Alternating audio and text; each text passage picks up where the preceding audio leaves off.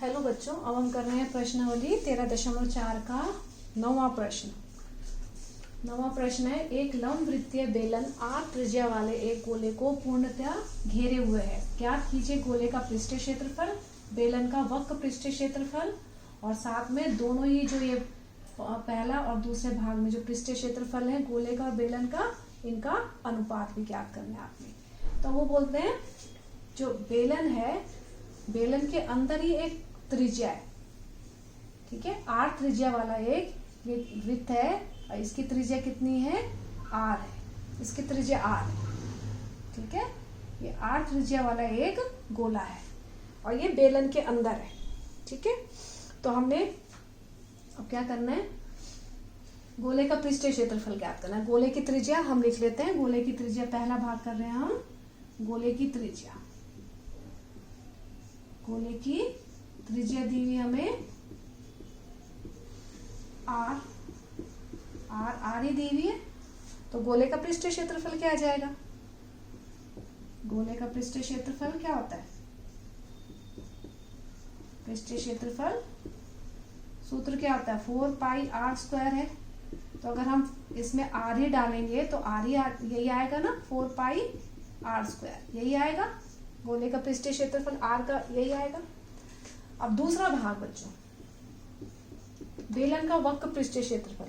अब बेलन का वक्र पृष्ठीय क्षेत्रफल होता है 2 पाई r h।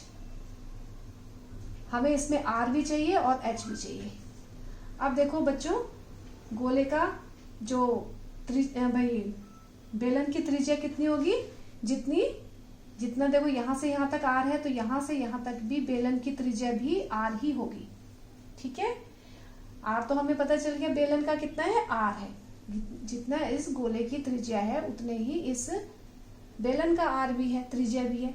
अब हमें ऊंचाई ज्ञात करनी है। अब बच्चों देखो यहाँ से ये क्या है, त्रिज्या है, ये भी क्या है, त्रिज्या है ना, ये भी क्या है, ये भी क्या है, त्रिज्या, ठीक है, ये भी त्रिज्या है जैसे ये है, ठीक है। अब आपको ये भी त्रिज्या है, ये भी त्रिज्या होती है, ये भी त्रिज्या होती है, ये भी होती है, कई त्रिज्या होती है। तो यहाँ पर क्या है, यहाँ पर क्या है आपकी, यहाँ से यहाँ पर ये त्रिज्या है, ये कितनी है, r, यहाँ से यहाँ तक त्रिज्या r। तो टोटल कितना हो गया, इसकी ऊंचाई कितनी हो जाएगी, यहाँ से यहाँ तक r प्लस r 2r, ठीक है। तो ये ऊंचाई आ जाएगी। तब हमारे पास त्रिज्या भी आ गई और ऊंचाई भी आ गई। तो हम लिख देते हैं इसमें, दूसरा भाग हम कर रहे हैं बेलन की त्रिज्या।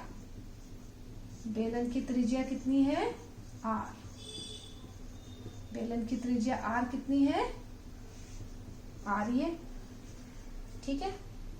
और ऊंचाई कितनी है, बेलन की ऊंचाई, बेलन की ऊंचाई हो जाएगी h कितनी आएगी, r प्लस r कितनी है, 2r,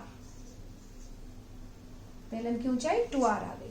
तो बेलन का वक्र पृष्ठीय क्षेत्रफल आ जाएगा, बेलन का वक्र पृष्ठीय क्षेत्रफल, वक्र पृष्ठीय क्षेत्रफल सूत्र क्या होता है, 2 पाई r h, ठीक है, 2 गुणा 22। अच्छा, अनुपात का क्वेश्चन है, तो हम अनुपात में, मैंने पहले ही बताया था आपको कि अनुपात में हम पाई का मान नहीं रखेंगे, क्योंकि जब हम अनुपात निकालेंगे तो पाई से पाई कट जाएगा, तो इसलिए हम पाई का मान नहीं रख रहे हैं। r कितना है, r ही है, और h कितना है, 2r है। तो ये कितना हो गया, 2 2 जा 4, 2 दूनी 4 पाई और r गुणा r स्क्वायर, r को r से गुणा किया, कितना, r स्क्वायर आ गया। तो हमारे पास एक आंसर तो ये आ चुका है, गोले का पृष्ठीय क्षेत्रफल, बेलन का वक्र पृष्ठीय क्षेत्र, एक आंसर ये आ गया। और तीसरा आंसर है वो रहे जो ऊपर 1 और 2 में प्राप्त क्षेत्रफलों में अनुपात। तो तीसरा हो जाएगा हमारा अनुपात ज्ञात करना है हमें। अनुपात कितना हो जाएगा, पहले का वक्र पृष्ठीय, पहले का मतलब गोले का पृष्ठीय क्षेत्रफल, गोले का वक्र पृष्ठीय क्षेत्रफल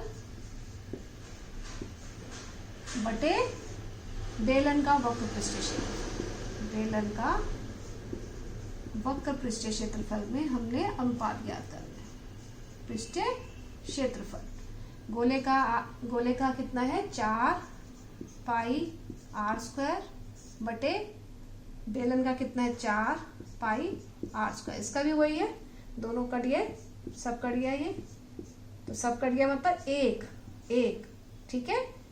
तो ये आ जाएगा 1/1 यानी 1:1। आंसर दोनों का जो पृष्ठ क्षेत्रफल आया वो बिल्कुल बराबर, दोनों का बराबर आया, तो आंसर क्या आ जाएगा अनुपात 1:1। इसका आंसर है।